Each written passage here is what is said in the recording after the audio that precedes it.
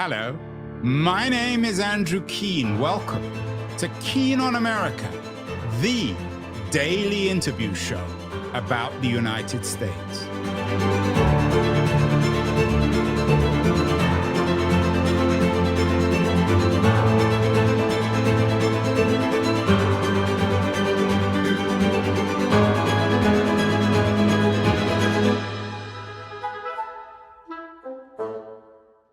Hello everybody. Yesterday we focused on what one historian called a terrible intimacy, interracial life in the slaveholding South. We did a show with Melvin Patrick Eli, a very distinguished American historian on race and slavery.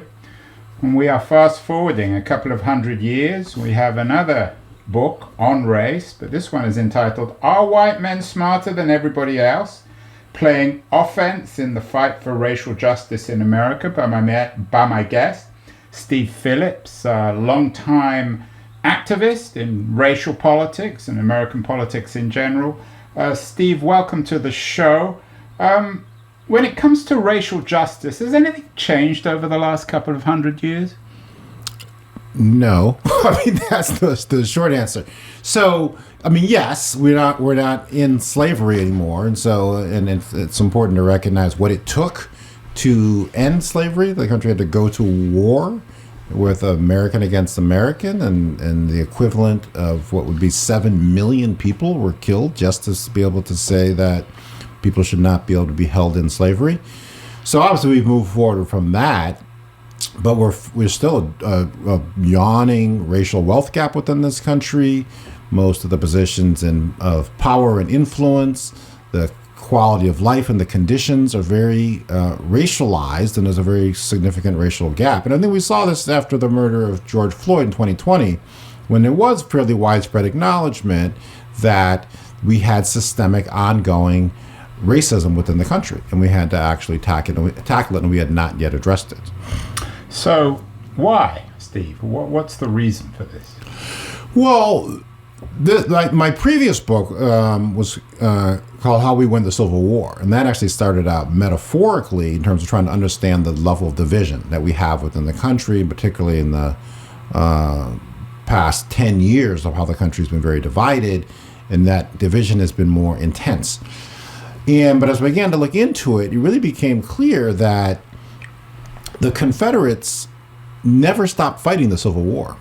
And so we've had an ongoing intellectual, existential battle within this country over, is this going to be a white country or is this going to be a multiracial democracy? And the defenders of the concept of this being a white country, the Confederates, and then their ideological and genealogical heirs, have continued to fight for that. And so we're seeing that play itself out all the way up to the current moment. White fear and insecurity and resentment at equality is a driving force of much of the politics within this country. And so that is what creates an obstacle and a barrier to really tackling making this country truly equal and just for everybody. Steve, you know as well as I do that a lot of white people will hold up their hands, claim innocence, maybe fairly, maybe not, and say, I'm not a racist. Or they might hold up their hands and say, we weren't even in the country. My family wasn't even in the country 200 years ago. We only showed up 10 years ago or 50 years ago or 100 years ago. We're indifferent on this race thing. That was a war 200 years ago. Slavery was an institution that died out almost 200 years ago. How do you respond to claims by most white people, I would guess, of innocence or indifference to what you're saying? And sometimes I try to think of like what analogies or metaphors would work. And so like one of the ones I was playing with is if somebody, a biker gang came into someone's house, took over the house, took all the money in the house, and continued to occupy that house, and then passed it on to their children. And then the children could say, well, I didn't do anything. And so you inherit this situation that is structurally and fundamentally unequal. And so the racial wealth gap in this country goes back to the founding of the country and has been perpetuated and exacerbated through public policy.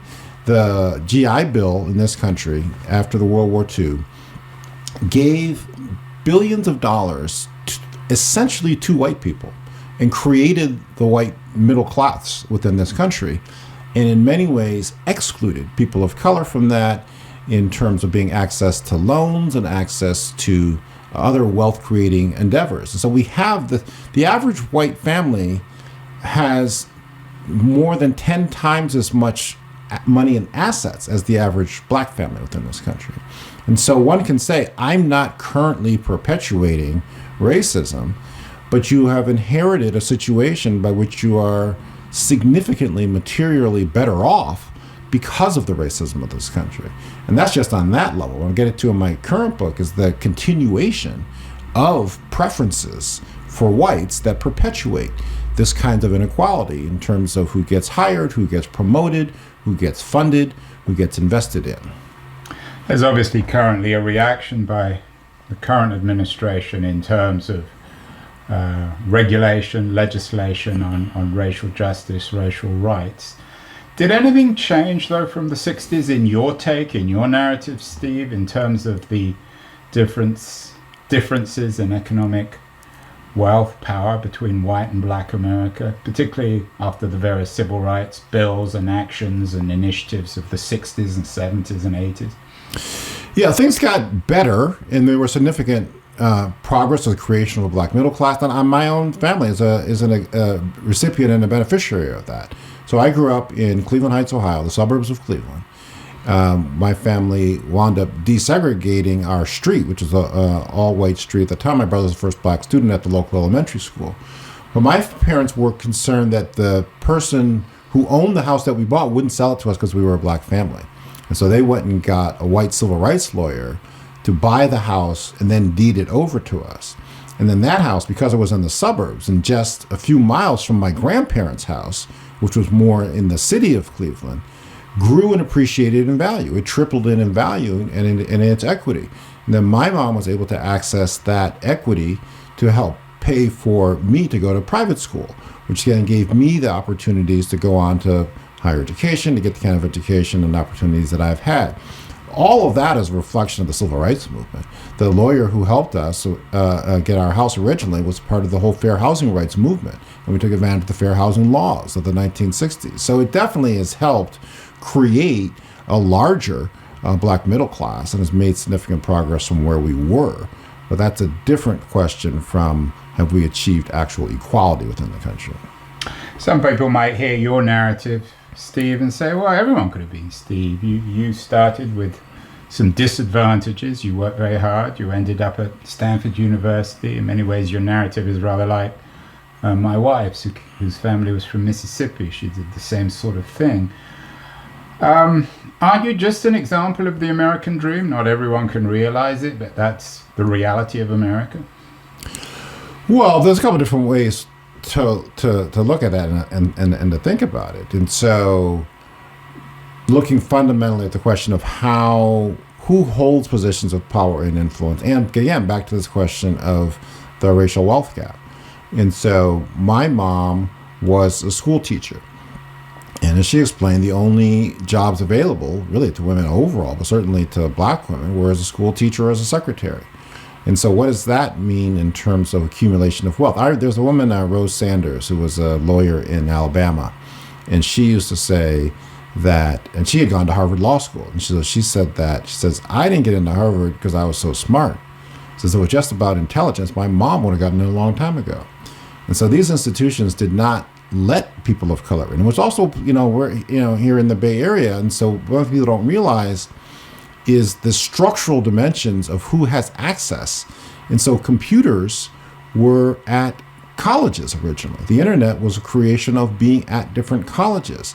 And so it's no accident that a lot of the original Silicon Valley pioneers were people who had access to computers and the internet because they were in college. But these colleges did not let people of color in.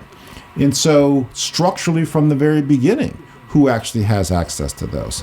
So you have all of those situations, and then in some ways, myself and probably your wife are like some level the lucky ones. Why hasn't everyone had the opportunity to access and to attend institutions that are going to be high quality schools, give rigorous instruction, promote people, and help them unleash their full talents and abilities? And when you're trying to figure out, can you, find 3 meals a day? Can you actually cover the rent? Those different issues that other families who are not facing the economic challenges from the history of this country are manifestations of the inequality we face. Your new book is called Are White Men Smarter Than Everybody Else? I guess that would include myself as a white man. But there are lots of poor white men too, aren't there? Especially in America these days, there are growing numbers of poor white men. There are, and so that's also an example of looking at some of the structural and economic inequalities within the country. And so in a lot of ways, people have lifted up and heightened the racial distinction, the racial identity, and fanned the flames of white racial fear and resentment to be able to separate poor whites from poor blacks and other people of color so they don't band together and try to actually change the system more fundamentally. But what I'm trying to lift up in this book is how the positions of power and influence in this country are held largely by white men. And why is that the case?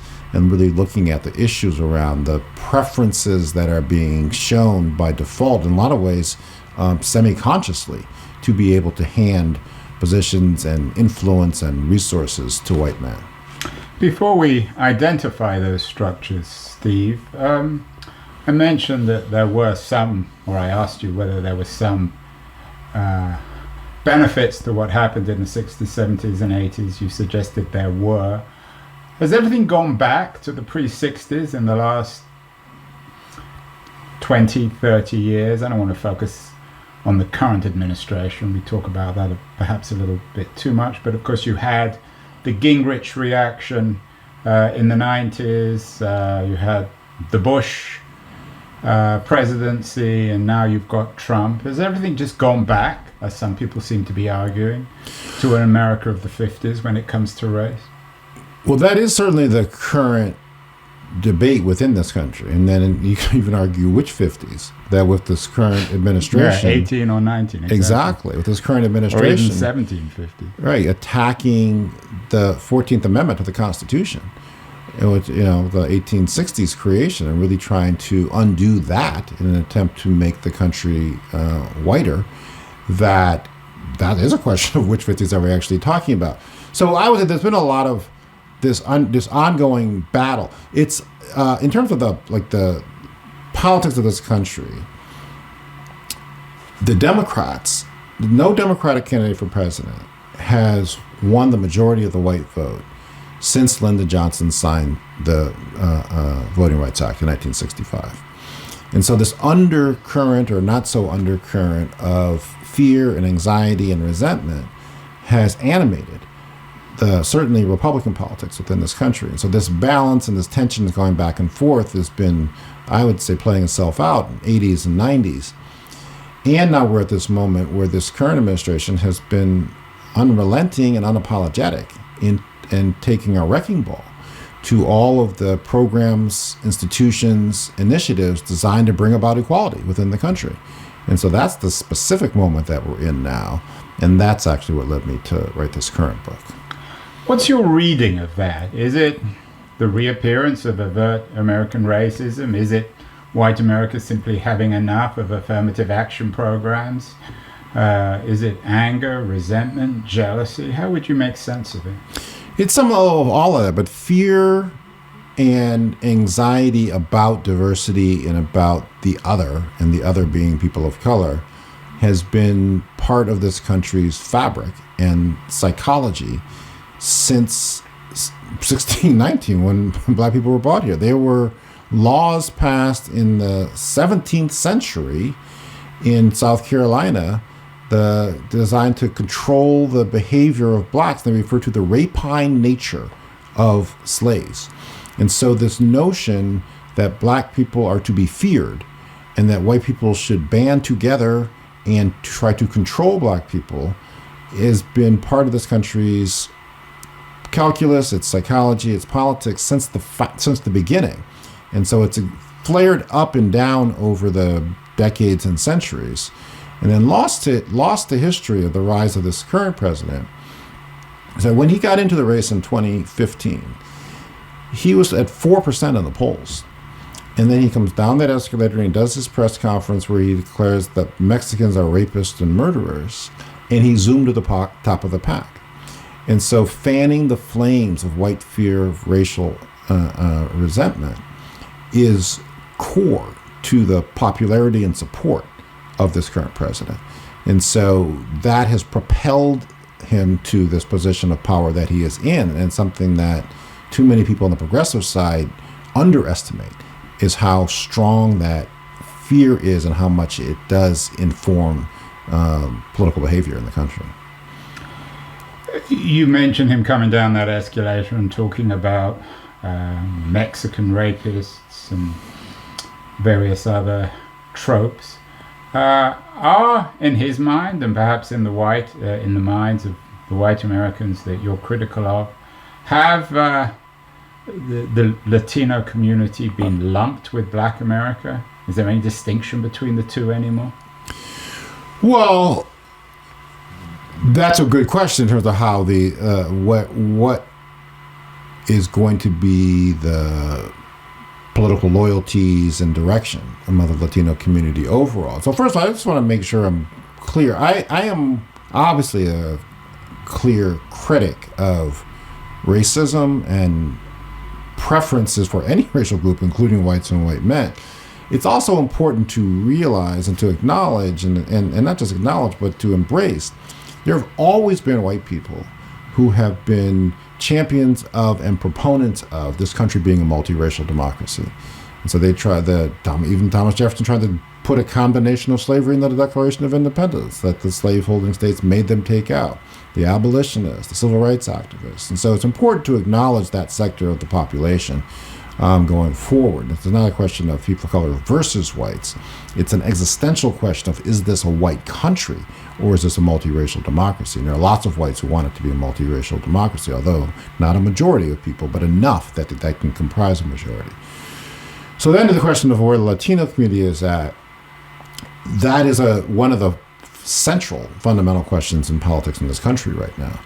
In that, on the one hand, you have had the rise of a political movement that is very much tied to demonizing Mexicans in particular, fanning the flames of fear about immigration. We don't talk of immigrants from Mexico. You don't hear a lot of concern about immigrants from Canada, but it's the dark-skinned Spanish-speaking Mexicans that is driving a lot of the fear and insecurity. So on the one hand, you have that reality, and on the other hand, you do have a lot of still, because it's the time duration of Latinos in the country has been shorter than with African Americans. There's still a lot of people more recent immigrants in particular, who harbor the belief and hope that they can be incorporated into this country, and if you don't rock the boat, they can be part of the mainstream. And so the political loyalties of the Latino community is very much in play, although the conditions that Latinos face would suggest that they would benefit from significant changes to the current status quo. The title of your new book, Are White Men Smarter Than Everybody Else, is obviously designed to be controversial. What does the title mean? So originally, when I started working on the book, I had a different question, and I was going to call it, Does All Mean All? And in that situation, I wanted to know what had happened to the commitments after George Floyd was killed. And so in that context, I wanted to see, the Declaration of Independence says all are created equal. Abraham Lincoln affirmed in his Gettysburg Address, dedicated the proposition that all are created equal. And then there was agreement around that largely when in the months after George Floyd was killed, and a lot of programs and initiatives were put forward, then people started to backpedal, and the enthusiasm was lost, and the commitment diminished. And that was the original focus of this book, is what happened to those beliefs. Then you had the 2024 election, then you had this administration, which has gone after all of these remedies to inequality, and has gone after them with gusto, while leaving unaddressed the underlying inequality. And so then it raises a fundamental question. Do we care about the inequality? And what is our analysis in a country where white men are 29% of the population, but hold 90% of the Fortune 500 CEOs, 90% of the recipients of venture capital money? That why do we have that significant overrepresentation? 98% of all of the money in the country that is managed by money managers, managed by white male money managers. Why is that? And is it because they're smarter, or is it because there is preference and inequality and active bias in favor of white men? And so I wanted to put forward a provocative title in the context of there being so much attack on measures to bring about equality. And then a lot of people are on the defensive now, trying to defend affirmative action and DEI, et cetera. And I'm like, let's reframe this question and go back on the offensive to challenge the underlying inequality. The subtitle of the book is Playing Offense in the Fight for Racial Justice in America. But the title is about white men rather than white women. And of course, it's the white men who have the power rather than the white women. Why not have the subtitle about not just racial justice, but gendered justice? Well, particularly, so yes, that is part of the issue, and that is the challenge. And so actually we're doing an event with the and the opening quote I have in the book is from Anna Tubbs, who wrote this book Patriarchy.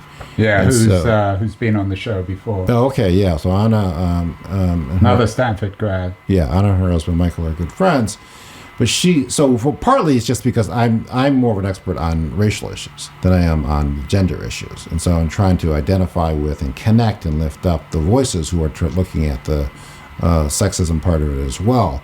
But absolutely, it's definitely a gender and racial reality in terms of which, when you get to the issue around the bias that we've had, every single president in the history of this country has been a man. So what does that say about what our picture of leadership looks like? It's certainly very male. We only had one non-white male president. So that's absolutely part of the issue. And so there's that. And in terms of my own background and experience, I'm particularly trying to go back on the offensive since we had such agreement and momentum after George Floyd was murdered and all of these different initiatives and efforts to bring about racial justice. But there's been this backtracking and diminished enthusiasm. So I'm trying to reignite that energy and those efforts.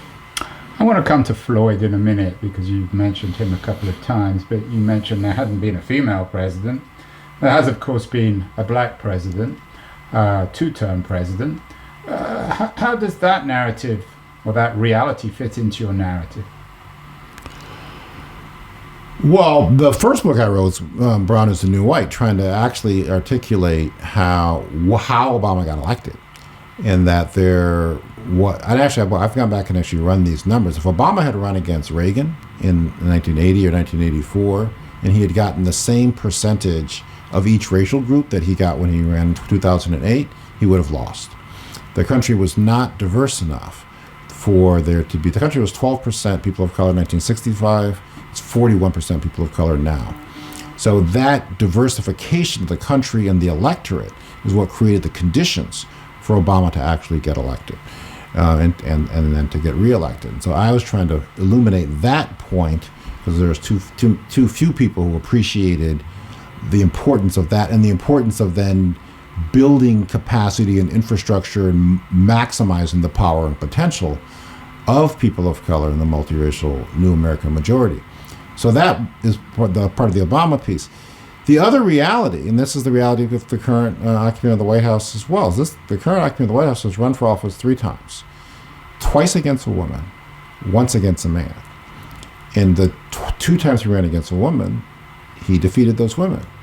So what lessons we take from that? So part of it is that there's a lot to be grappled with in terms of our conception of leadership and deep-seated, widespread sexism across all of the different racial groups, at least sufficiently so that the level of support that the candidates who ran in 2016, 2024 needed was not accomplished. Although it's important to note for history that Hillary Clinton got 3.5 million more votes in that general election in terms of like what the country's composition is and what its electorate looks like. So we need to have focus on gender and the manifestations of gender bias, on the psychological models about what leadership looks like, and we need to have that conversation, but it's very much missing from the political dialogue and discussion. Some people might be watching or listening to this, Steve, and think, well, this guy, he's preoccupied with race and gender, and every way of looking is through that prism. In other words, you have this hammer, so everything looks like a nail. And they might say, well, Hillary Clinton, Harris, they just weren't very good candidates. I would have voted for one of them if they'd been better, if they'd been different on one policy or another. Do you, in your analysis, in your view of the world, when it comes to politics in particular, do people vote according to their gender, according to their race, according to their class? It's not just according to their gender. So the writer Isabel Wilkerson has this book Caste, right? And so she talks in there about we are all on a stage that was set up long before we arrived. And the roles are predetermined. We know who is the lead actor, who is the sidekick, who is in the margins. And so it gets at what is our concept, our bias around what leadership looks like and who should actually be in charge. And so it's not just that people are voting for their own identity or background. If that were in fact the case, then white men wouldn't be as ubiquitous because they're only 29% of the population. But there's a predisposition and a bias to putting in positions of power, to giving investment resources, to promoting, to electing white men. And so that's the reality that we've been facing. And so by any objective measure, certainly Hillary Clinton, and actually both Hillary Clinton and Kamala Harris, were more qualified the way that we have discussed qualifications in the history of this country in electing the president and the person they ran against. So it wasn't that issue. Although that was a pretty low bar, Steve. I mean, well, but yet it turned out the way that it did. You've mentioned George Floyd a couple of times, the Black Lives Matter movement. You said that you're disappointed, or I got the sense you're disappointed, and you articulate that in the new book, that what was promised after Floyd didn't come through. My understanding or my memory of what happened with Floyd had to do with justice, particularly police justice. What, in your view, is the narrative around Floyd? What did America think or rethink or promise or repromise after the George Floyd incident? So I mean, beyond the obvious, tragedy and horror of it all, but the power of that moment was that there's a very natural, and I would say even human, certainly American inclination to be in denial and to excuse things away. It's like, well, there's not really much racism, or that's not really the case. People don't really do that. And it's just a lot of excusing and brushing things off. What happened with George Floyd was that you couldn't excuse it. It was so plain to see for the whole world, this man's knee on the neck of this black man until he was killed. And you couldn't ignore it anymore. And so in the face of that compelled people to action. It's like, well, that's wrong. And we shouldn't have that kind of thing happening. And so then it touched something in all of these people across the spectrum that then extended out to people, similarly to in the ways that the Me Too movement unfolded, to people saying, no, I've experienced this as well. I've experienced different types of racism, discrimination, and different types of treatment. And so it was perhaps one of the most, certainly in the top three periods in history when there had been widespread agreement in our society that systemic racism was a problem and we had to do something about it. Reconstruction, the 60s, and the George Floyd moment. And so then you had a lot of efforts and activities and programs and initiatives and momentum. Walmart trumpeted Black Lives Matter. They created a racial justice center. They committed $100 million to be able to tackle racial justice. Now, apparently they think they've solved it in these past 3 or 4 years because they've scrubbed their website. They've dismantled the Racial Justice Center. There's no more financial commitment to it. But it's that moment, because I've been doing this work for a long time, that there was such widespread acknowledgement and commitment to doing something at some scale, that I was trying to remind us of that and trying to put that back front and center in the national discourse. How would you explain that? You mentioned Walmart. Some cynical people might argue, well, of course Walmart would say that in the wake of Floyd, when everyone was outraged, and a few months later everyone conveniently forgets, move on to the next crisis, and they conveniently scrub the program. What's your explanation, at least in your mind, for the failure for America, and I use that word, I guess, carefully, America to have failed to deliver on the promises after Floyd? Well, these things go together, which is why it's important who holds these positions of power. And so if the people who are making the decisions and allocating the dollars and charting the course are people who have experienced and who do experience these issues, they're not going to relent until there is actual progress and the actual changes made. But if there are people who don't experience it and they're only responding to the pressure of the moment, as other things arise, then their attention is going to change. And that's largely what happened. It just, and you had this moment of the political dynamic of where there was an actual political movement in opposition to racial justice. And then it's a surprising to many people level of success to that movement, which then gave cover to people who weren't all that committed in the first place to trying to do racial justice, to dismantle and backtrack and not to face any consequence for that. So I think in a lot of ways that's what's transpired over the past 5 and 6 years. Do you think if people understand at least your narrative or your version of the narrative, that many Americans, and indeed many white Americans, would be like you, disappointed and angry? I think that is in fact the case, and I think that the majority of people do want this to be a multiracial democracy. The majority of people are not supportive of this level of hostility towards DEI and affirmative action and these types of measures. And in particular, they're not supportive of it when they see the underlying problem. That's what happened with the George Floyd situation. It was undeniable, and the people went into action. And I think what we're seeing in the past couple of years in terms of politics is that there's been a backlash to this level of division and hostility and hatred that's emanating from Washington. And that's what you're seeing playing out in elections all across the country over the past year to 18 months. I've talked to a number of African Americans about what's happened under Trump, and some of them have said to me, well, we're perhaps a little less hysterical than certainly the Hispanic community and many white Americans about Trump, because we've lived through this kind of thing before. Our communities obviously lived through slavery, lived through Reconstruction, the failure of Reconstruction, the Jim Crow era. Do you think there's some truth? I mean, there's much less said about how Black America's responding to Trump than certainly Brown America, Hispanic America, progressive America. I know it's hard to generalize, Steve, but you're an activist. You talk to a lot of people around the country.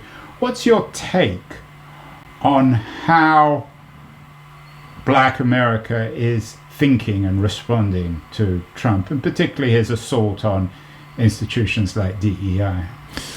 I think because there's like a time issue, and so since African Americans as a community have been here since 1619, were held in slavery, where there could not be any unclarity around our posture and relationship to the community, to the country, and that only being ended through a forceful, incredibly violent war. There's a clarity around our place in the country, and there's and so there's less rose-colored glasses around clarity, at least in your mind. And I think most African Americans are more clear about the level of racism in society and the place of African Americans in this country. Whereas I think the Latino community, which as a body is more recent to, it depends how you want to define the Mexican-American War, where we took half of Mexico and made the Southwest. But that a lot of the Latino growth and community in this country has come after the 1965 Immigration and Naturalization Act, which finally took down a lot of these whites-only or whites-preferred immigration policies. And that's when we've had a lot of the growth in the Latino community in this country. And so as a newer community, there's still more belief in the narrative of the country, one might say myth of the country, but certainly in the narrative that they can be included and it is all here for them, etc. And so that, I think, makes that community more up for grabs.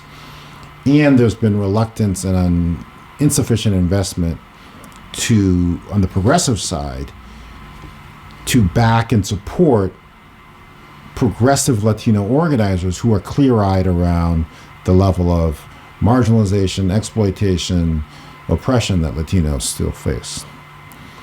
We're speaking, of course, in the spring of 2026 as the Democrats beginning to think about presidential candidates. We're speaking a few months before the midterms. You talked about the progressives. Is this book designed for the progressive community? Do you hold any hope, Steve, that the kind of racial justice that you want to see in America can be delivered by the Republicans, a post-Trump Republican Party? Well, I won't say any, but little, and there's very little evidence that that's what's going to come from. So we have historically and continually underestimated the political appeal of white racial fear and insecurity and resentment. That level of fear, insecurity, and resentment is what led the southern states in 1860 to reject the results of an election in which the candidate backed by black people won, and to reject it to the extent that they seceded from the Union and went to war against the country.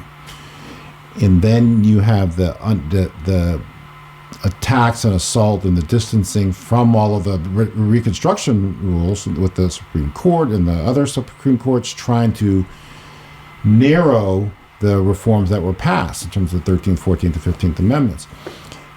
And then you had Strom Thurmond ran as a Democrat originally in 1948 in the segregationist platform, and then you had George Wallace run as an unapologetic segregationist in 1968, who also ran as a Democrat. But then there was the shift. And those people who had propelled politics based upon white racial fear and resentment moved to the Republican Party. And so the Republican base and its driving force and its rocket fuel has been white racial fear and resentment. And so to think that sector and that movement, which is really all about stopping equality and justice, is going to somehow, we're going to find our solutions from there, is not something I think there's very little empirical evidence that that's the right way to focus. Just quickly on that, having said that, I believe that the model of what we need to do is we look at what happened with Obamacare. This was a policy that benefits everybody and was being made available to everybody, regardless of where you are on the political spectrum, regardless of where in the economic spectrum. But it didn't depend upon winning over and changing the minds of and getting the support of Republicans. You had to build the political power to pass public policies that then benefited everybody. That's what I think this moment demands. Steve, again, you know better than I do as a longtime activist that the Democrats themselves are very divided. There are centrists, moderate, I'm not sure if that's the right word, certainly centrist Democrats who are very fearful of making racial justice and racial politics central once again in the Democratic Party. And there are those, of course, on the left who will strongly disagree. What would you say to centrists, and they've been arguing it now for many years, who argue that ultimately, if Democrats are to win back control, certainly of the presidency and of Congress, they need to focus less on racial justice and more on broader non-racial issues. Well, this is why I've had to keep writing these books, is that it's a try to explain. I'd say fundamentally that people who hold those views who are Democrats are people who are bad at math. And they have very little empirical data supporting their view or their belief that somehow you're going to win people over onto this view. So one of the things I'm, both proudest of and point to is I've had a decade-long partnership with Stacey Abrams in Georgia. And long before, anybody knew who she was, what she was trying to do. So she came to me and my late wife, Susan, and so she says there's 1 million eligible non-voting people of color in Georgia. I'm going to register them to vote. And that was really about inspiring, organizing, showing a path towards justice and equality, and getting people signed up to register to vote. 8 years after that, Georgians, a transformed electorate, turned out in large numbers, elected the literal successor to Martin Luther King. Raphael Warnock preaches from the pulpit where Dr. King preached in Georgia, to the United States Senate, flipped control of the United States Senate with Warnock and Ossoff, and changed the balance of power in the entire country. That's the path forward within this country. And that's the path that has empirical evidence. And that's the path forward as empirical evidence in a country that is getting increasingly racially diverse every single day. Texas is 61% people of color. 51% of the eligible voters in Texas are people of color. So to fail to heavily prioritize investing, turning out those voters who by and large tend to vote more Democratic is foolhardy. Are there models of politicians, white or black or in between, who for you are refocusing on racial justice? Mandami comes up a lot in these conversations. You mentioned Stacey Abrams from Georgia. Are you finding next generation public figures in America who are ready and indeed eager to readdress racial injustice? Yeah, so Mandami is a great example, and that's one that does not get enough attention within this country. The irony is that people accuse Obama of being a Muslim socialist from Africa, none of which he was, but Mandami is actually all of that.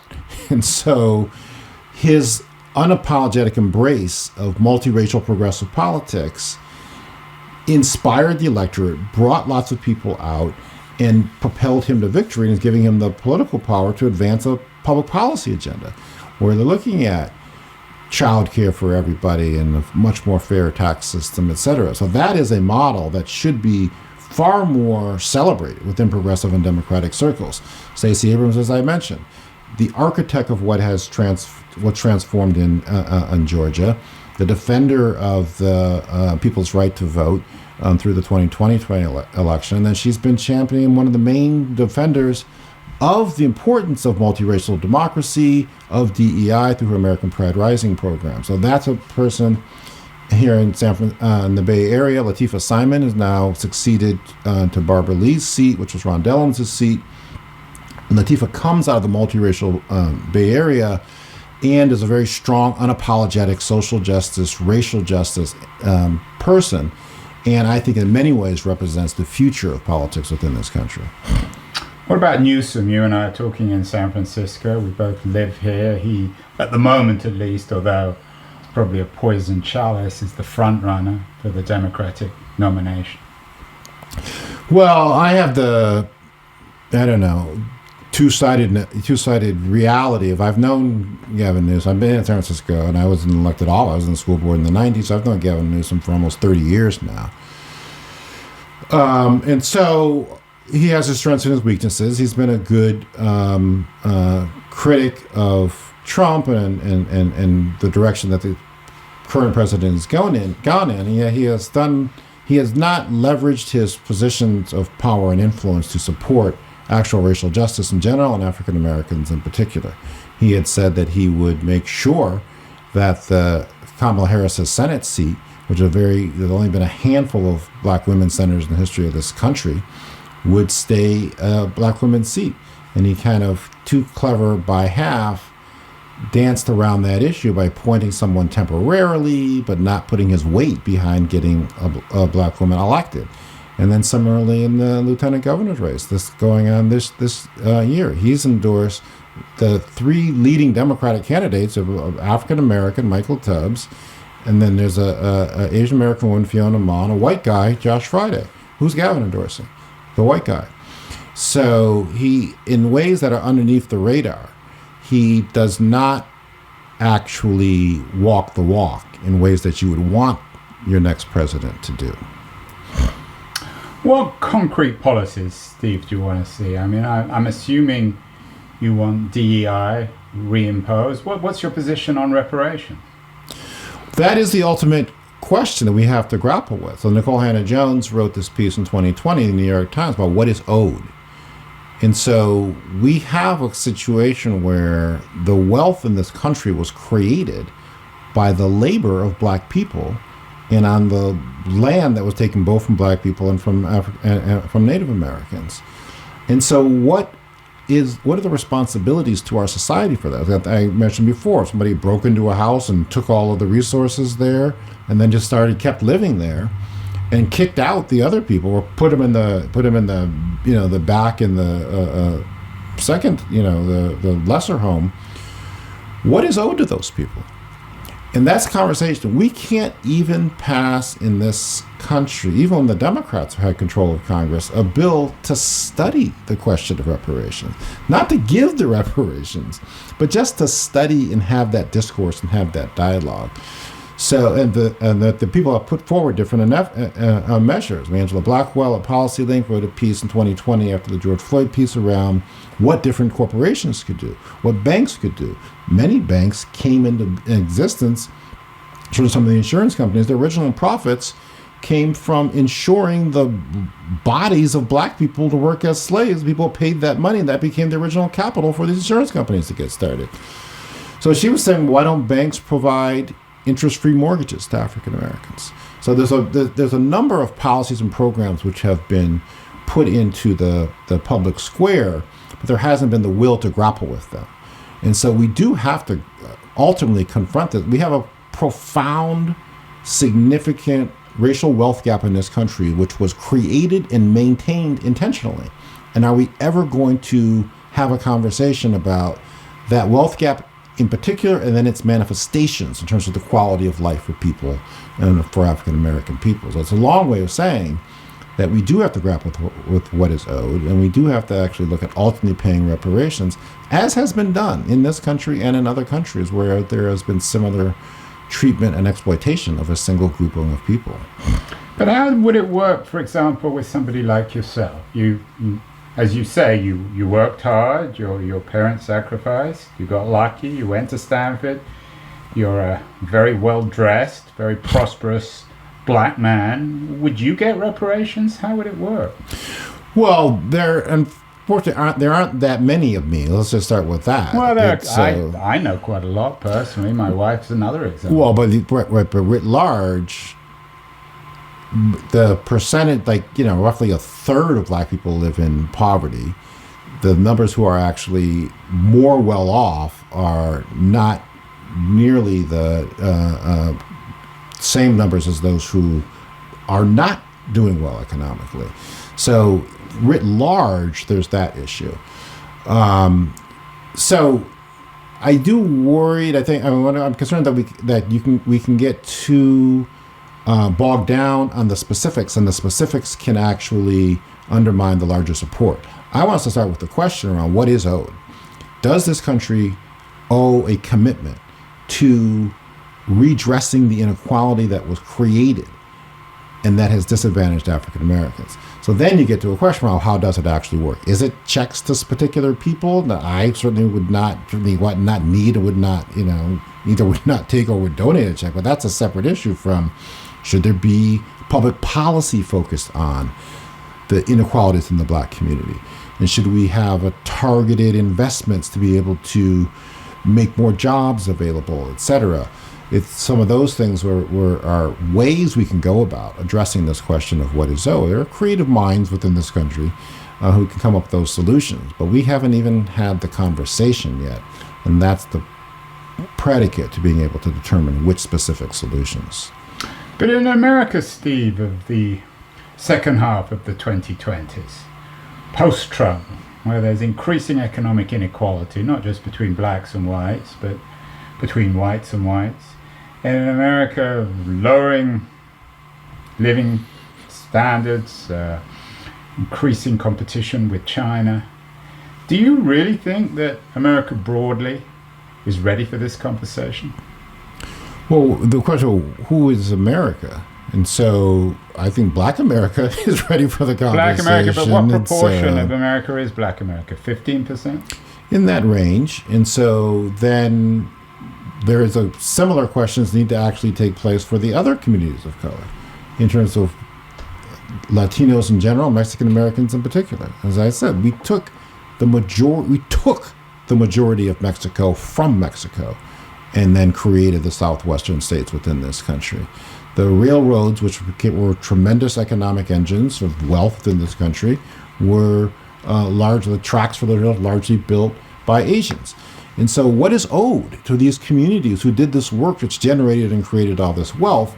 And I was saying there's a significant number, or a meaningful number of whites who themselves see the inequality and want there to be greater justice and equality.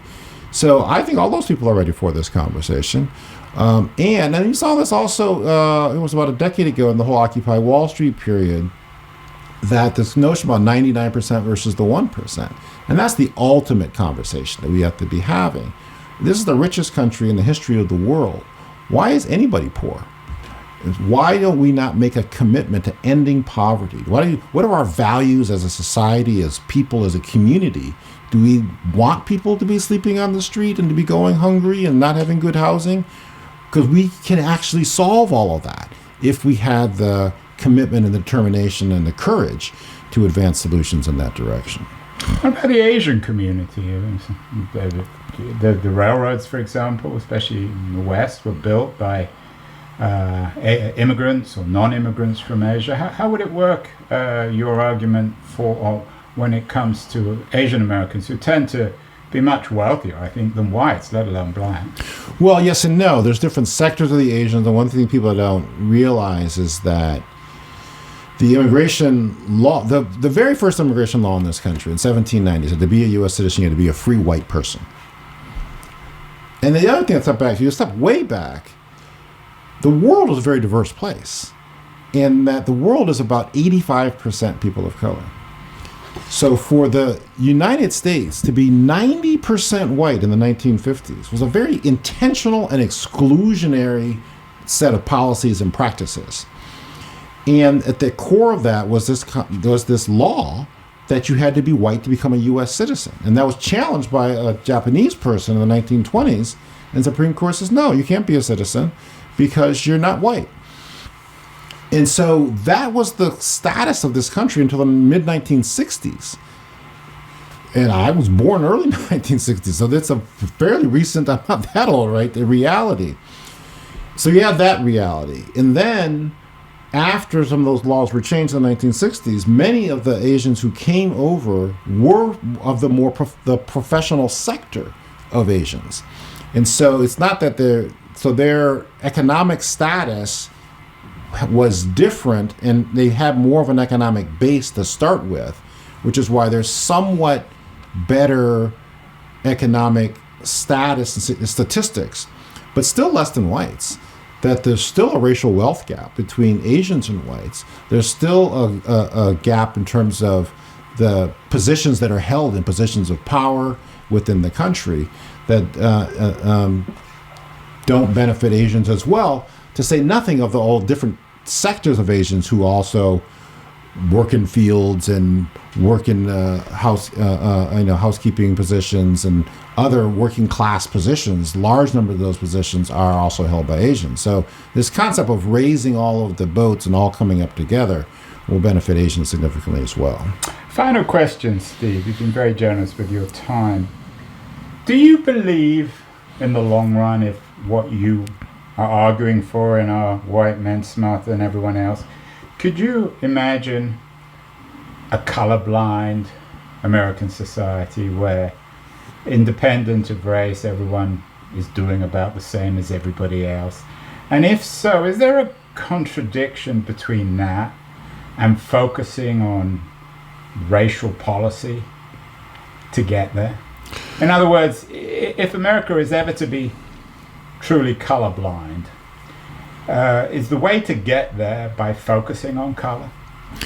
Well, I would say two things. That one is that people talk about like identity politics and whatnot. I didn't start identity politics. Identity politics was started in 1790 when they passed a law saying to be a U.S. citizen you had to be white, and that when then people held black people in slavery, and because they were black, and so that's identity politics. And so yeah, I'm not suggesting you're the first or the last person to be introducing it. Right. So core to the struggle within this country has been this question of, are we going to be a white country or not? So we have to focus on that question, and we have to answer that question, and hopefully ultimately answer that question saying that, no, we're not going to be a white country. So that's racial in that regard. And then, I don't know, I personally don't, the metaphor of colorblind is not what I'm trying to do. I try to do, running and whatnot. So I ran the New York Marathon about a decade ago, and I was struck by the cultural diversity and the embrace of the cultural diversity. You had Latino music in one, borough. Then you had a black gospel choir in Brooklyn. And so you had the full racial diversity and spectrum all embraced and celebrated. That's what I want us to see. Yes, a quilt. Jesse Jackson used to talk about America's not like a blanket. It's like many patches, many pieces, many colors all bound together. And it's a beautiful thing. So it's not being blind to the diversity of it. It's appreciating it and not only focusing in on the white part of it, but appreciating it overall. Well, Steve Phillips, his new book, Are White Men Smarter Than Everybody Else? Playing Offense in the Fight for Racial Justice in America. The book is out this week. Steve, real honor. Privileged to have you on the show. Best of luck with the book, and best of luck with your struggle for racial justice. Thank you so much. Thanks for having me. Hi, this is Andrew again. Thank you so much for listening or watching the show. If you enjoyed it, please subscribe. We're on Substack, YouTube, Apple, Spotify, all the platforms. And I'd be very curious as to your comments as well on what you think of the show, how it can be improved, and the kinds of guests that you would enjoy hearing or listening to in future. Thank you again.